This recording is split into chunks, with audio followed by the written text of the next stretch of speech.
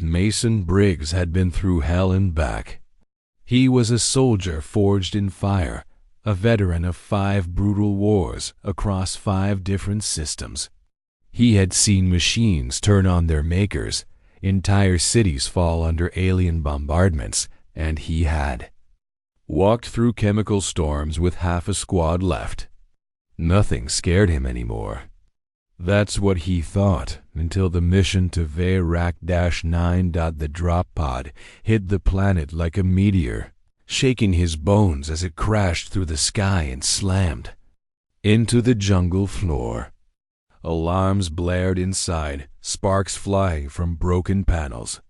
The release system hissed, then burst open, letting in hot, choking air and the sound of something screaming in the distance. He coughed, pulled off his helmet, and looked around. The world. Outside was dark twilight, but it wasn't nighttime. It never got bright here. The skies were filled with black clouds and lightning that never stopped flashing.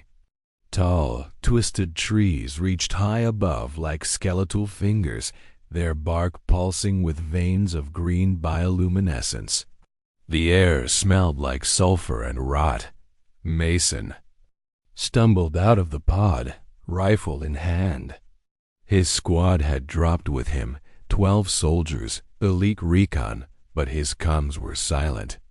No pings, no heartbeats on HUD, nothing but static. Either the storm was jamming their signals or they were gone. He tapped the side of his helmet, trying to boost the signal, but the screen flickered red. Oxygen low. Power draining. Everything was falling apart. He looked up and muttered, "Well done, Command. Great job sending us into the goddamn abyss." Verac-9 had only one warning in the alien archives: unsurvivable. The species that named it, the Culturi, had lost entire fleets trying to colonize it. No one had made it past a week. The soil was poison. The rain burned through armor.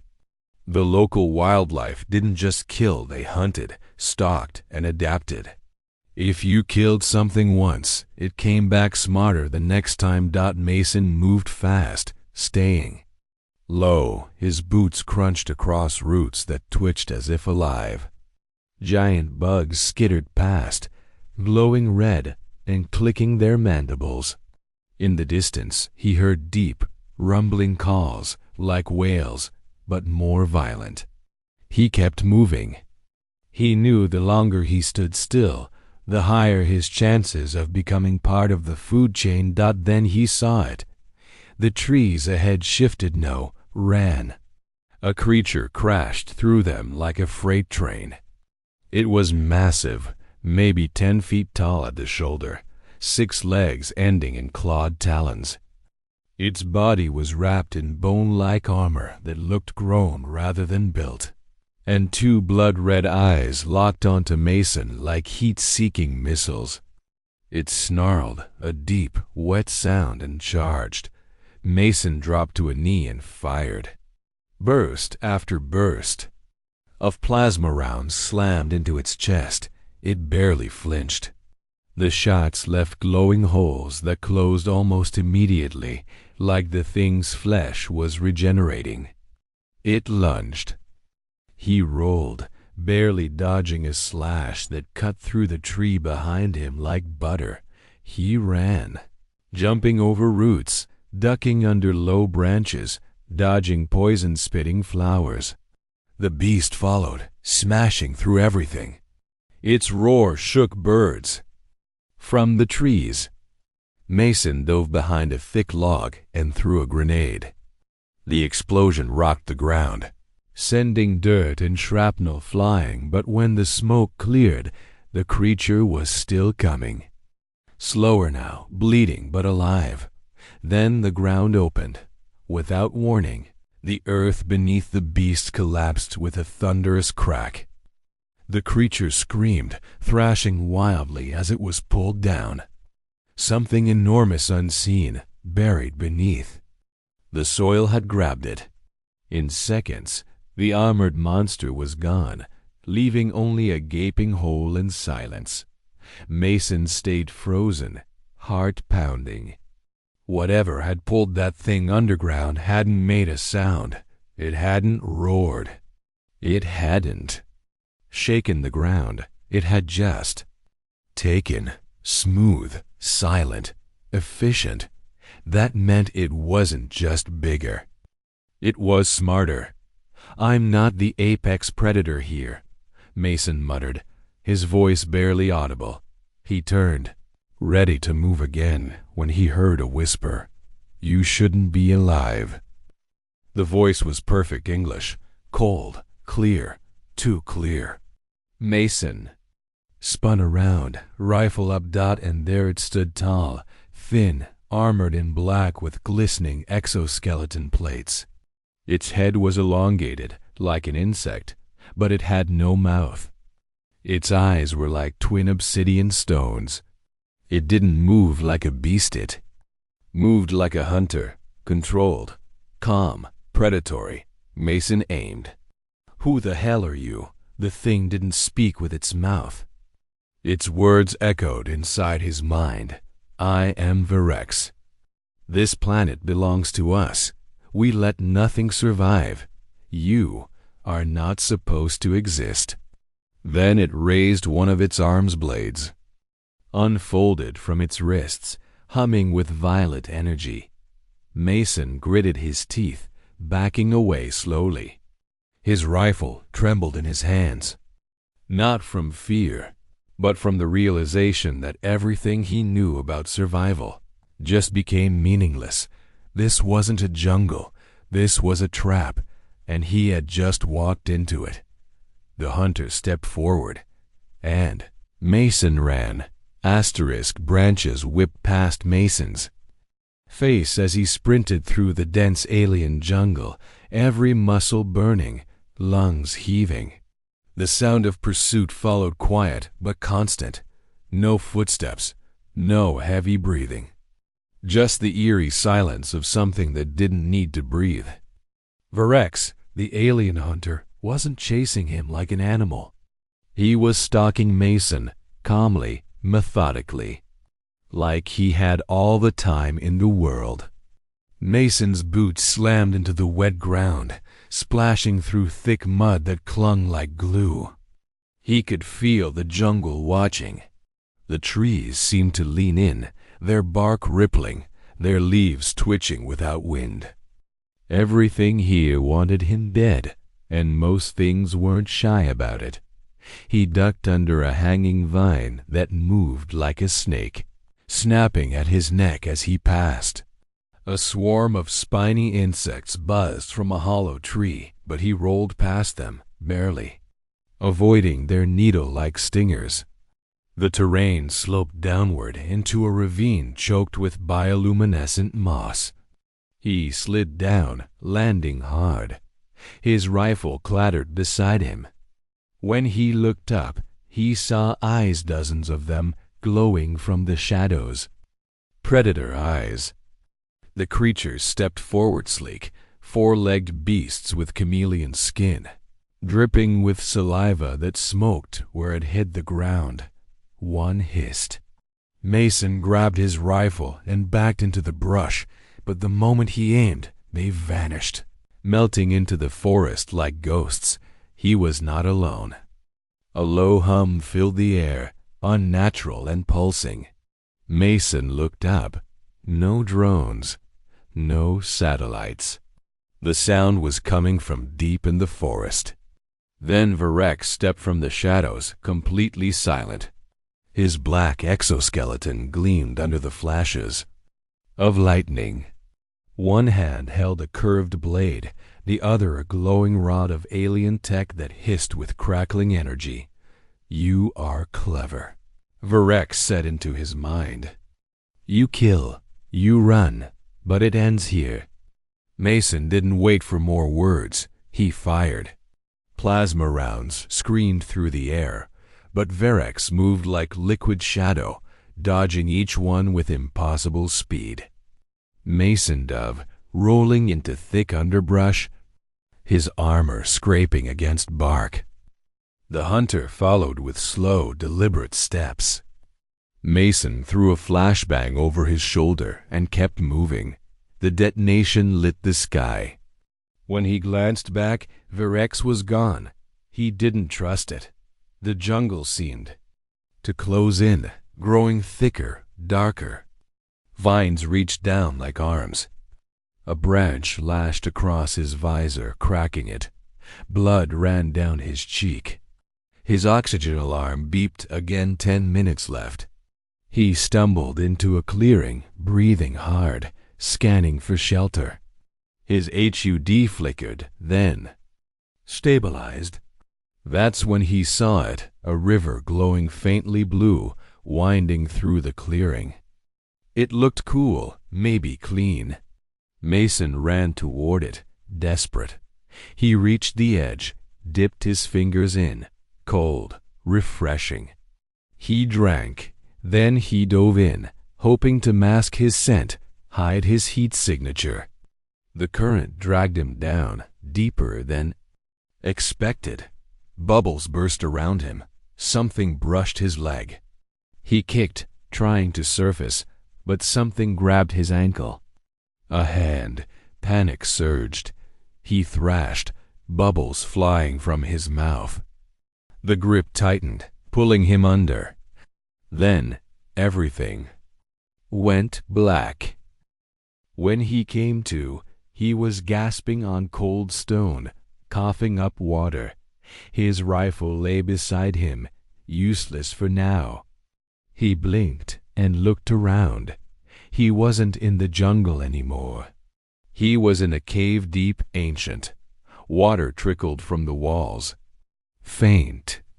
Lights blinked on old consoles, half buried in moss. Rusted equipment lay scattered. The walls were covered in human writing English, military code. This was a base. He stood slowly, stunned. The room felt like a tomb.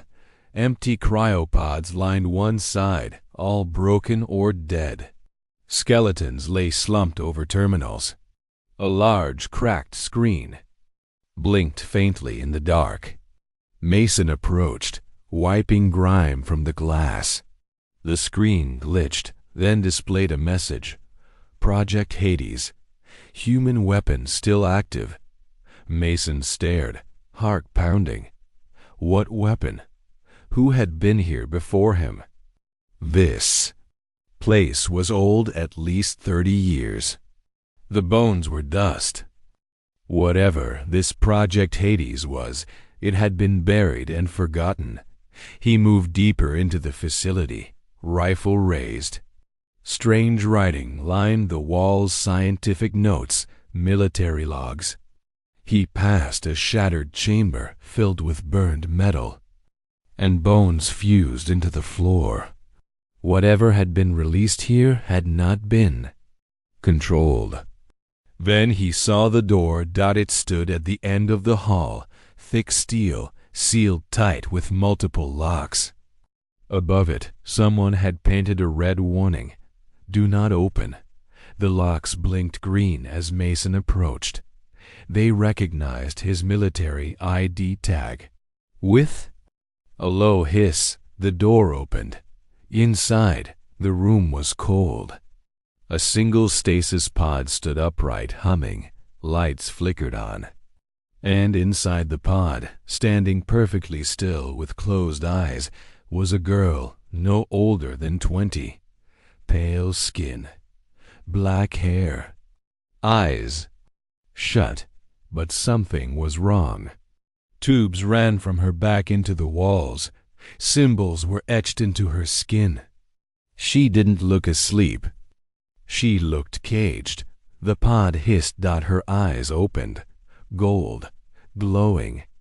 You're not supposed to be here, she said softly, her voice calm and even. Mason raised his rifle.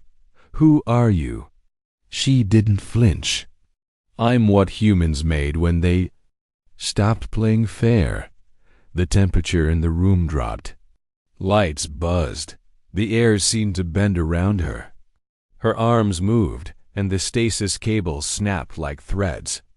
She stepped out of the pod barefoot, her gaze focused not on Mason, but beyond him. Alarms blared. The facility rumbled. Mason turned to the door just as it burst open, and Varek stepped through. The girl's eyes flashed. "I'll handle him," she said. "You just survive." And before Mason could speak, she walked through a wall of reinforced steel like it was nothing. He followed, barely keeping up. As she faced Varek's head dash on Dot in one motion, she grabbed him, this terrifying alien hunter, and ripped him in half, clean down the middle. Mason stared, frozen, his rifle lowered. "What the hell are you?" he whispered. Dot. She turned, her golden eyes bright. "I'm your backup." Asterisk smoke curled through the air as the remains of Virex twitched on the floor. His armored body sliced clean down the center like paper. Sparks flew from his split weapon, twitching with dying energy. Mason stood frozen, heart pounding, rifle half raised. The girl who had stepped from the stasis pod stood calmly over the broken corpse, as if killing a galactic apex predator was just part of her routine. Her golden eyes scanned the room once more before settling on him. "Are there more?" she asked, her voice sharp and steady. Mason swallowed hard. "I don't know. Maybe." She nodded once, then walked past him like he wasn't even there. He followed, stepping carefully around the shredded remains of the alien hunter. The facility trembled again. A ceiling tile fell and shattered. Somewhere, something deep underground let out a long, inhuman howl. It didn't sound close, but it didn't sound far either. She didn't react. They passed through the control center. She moved like she remembered every step, every switch. Her hands flicked across dusty consoles that hissed to life with glowing screens and shaky beeps.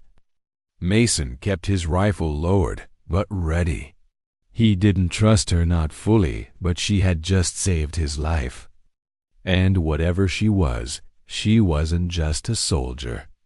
No soldier moved like that. Dot. She stopped at a large terminal and typed in a command.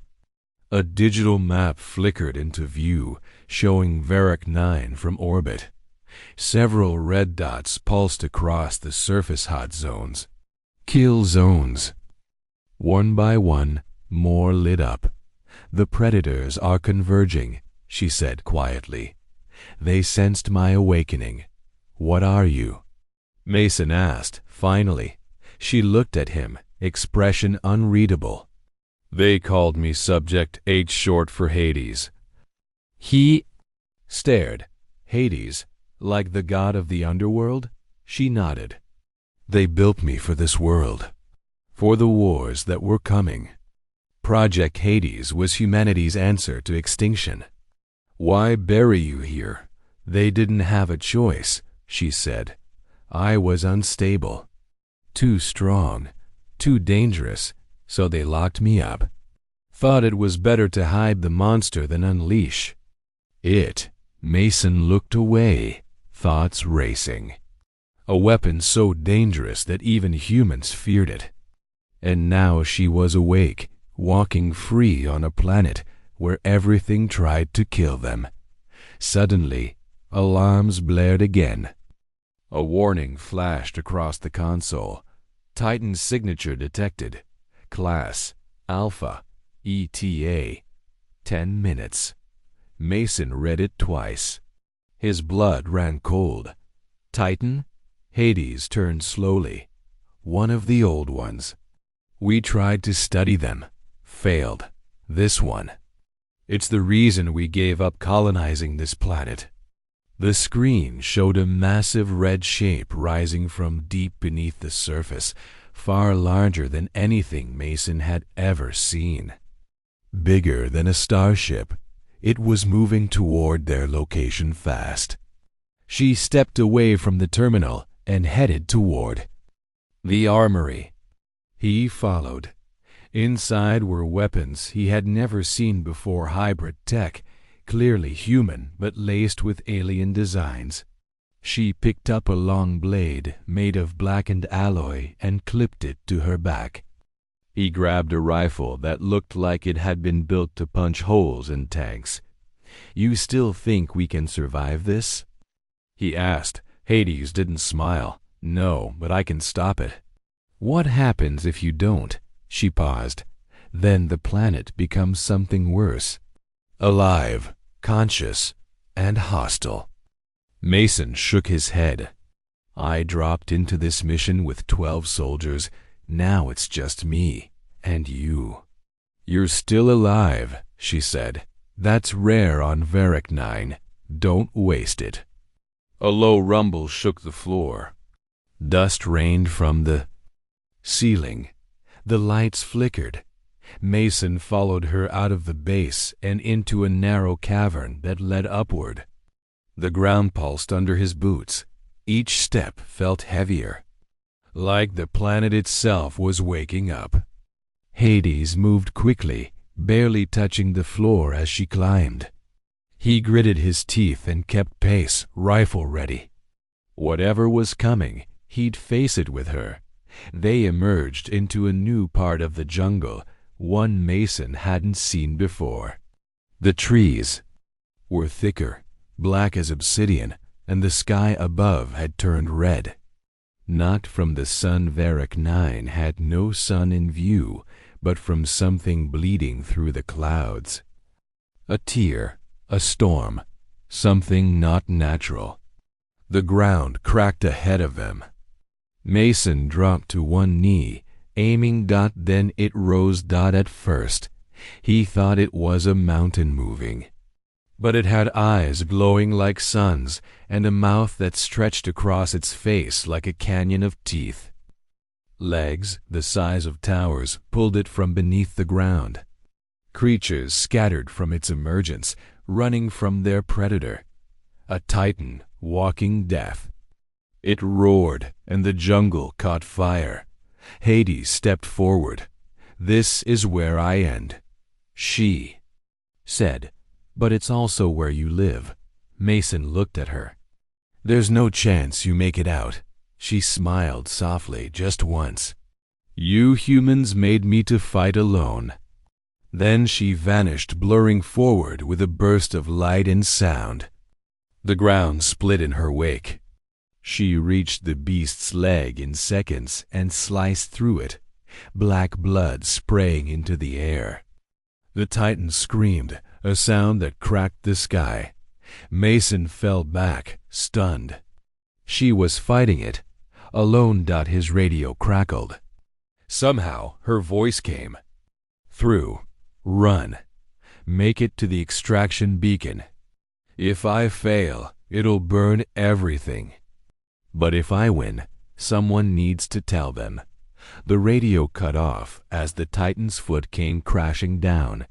He didn't see her anymore. Just fire and chaos and the sky falling. Mason turned and ran through the burning jungle. He didn't look back.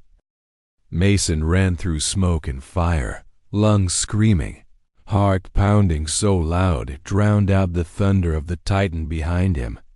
The jungle was dying, burning alive in a storm of ash and red lightning. Trees collapsed like dominoes. The sky cracked with violet energy, split open by something Mason couldn't name. Every step was a fight. The ground shook constantly, throwing him off balance. Explosions of molten earth burst from beneath his boots as the planet itself seemed to revolt against the presence of both human and beast.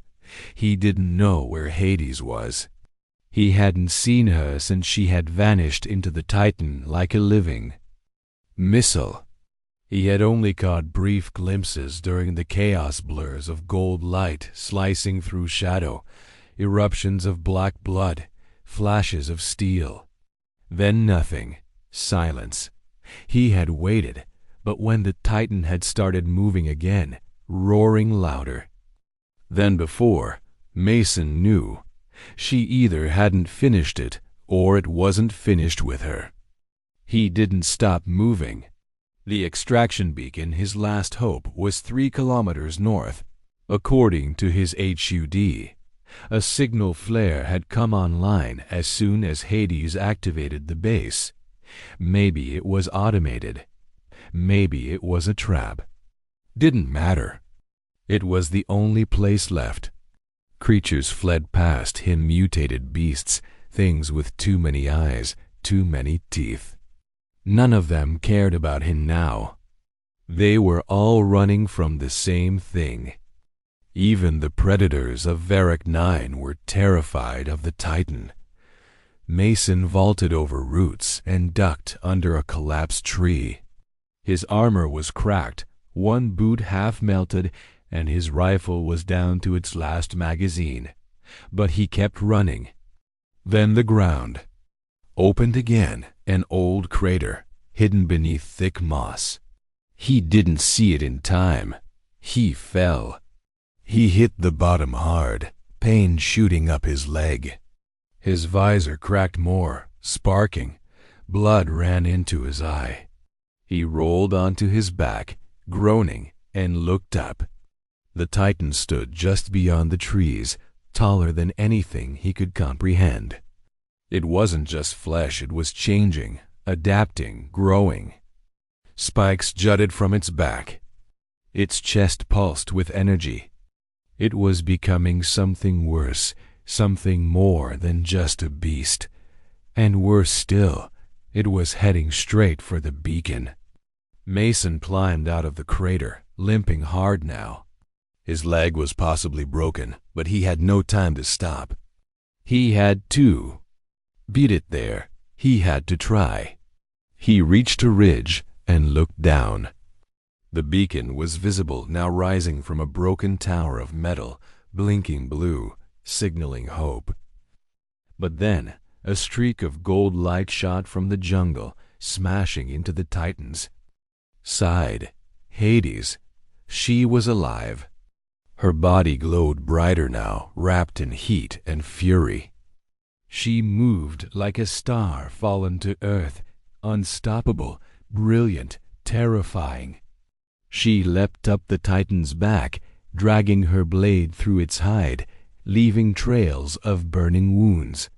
The Titan roared and turned, trying to swat her, but she was too fast. Mason stood, frozen, watching the impossible. Then she did something insane. She jumped, not away, but straight into the Titan's open chest cavity, which had begun to pulse like a charging reactor. She disappeared inside it. Mason's radio hissed. "This is it. I'm ending this." "Hades, wait," he shouted. No, there's no more waiting. Silence followed. The sky dimmed. Then the world exploded. A beam of light shot from the Titan's chest straight into the sky, carving the clouds open. The roar that followed knocked Mason off his feet. Everything shook. Trees ripped from the ground. The jungle flattened in a wave. Mason slammed into the dirt and covered his head as a shockwave passed over him. When he looked up, the Titan was gone. Gone.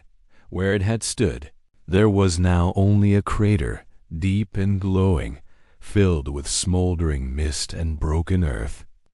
The beacon still stood, flickering, but the jungle around it had been wiped out. A perfect circle of silence. Mason staggered to his feet, eyes locked on the crater. Then his radio crackled again. Still here. His heart stopped. "Hades?" "I used everything," she said, her voice barely a whisper now. "Burned it all." "I don't have long. Where are you?" "Behind you." He turned fast, and there she was, stepping out of the haze. Her body was cracked, glowing from within like embers ready to go dark. Her golden eyes had dimmed. She walked slowly, like every step hurt. "You're alive," he breathed. 4. Now, he reached out, unsure whether to grab her or help her stand. She didn't stop him. She looked at the sky, at the open breach that was slowly closing. "It's over," she said. Mason nodded. "Because of you." She looked at him, a faint smile on her lips. "Tell them what you saw. Tell them we're not the only monsters out here, but we're the only ones crazy enough to fight back." Then she collapsed. Mason caught her, kneeling, holding the weapon humanity had locked away for being too dangerous. He looked up at the sky. The extraction ship arrived minutes later, cutting through the smoke, landing hard near the beacon. Marines poured out, shouting orders, fanning out. They found Mason, bloodied and holding the girl who had just saved the galaxy from extinction. They asked what happened. He looked at them, eyes tired, voice hollow, and said, "You don't want to know." But one day he'd tell them everything. Because the universe thought it knew fear. Until it met her. Ask ChatGPT.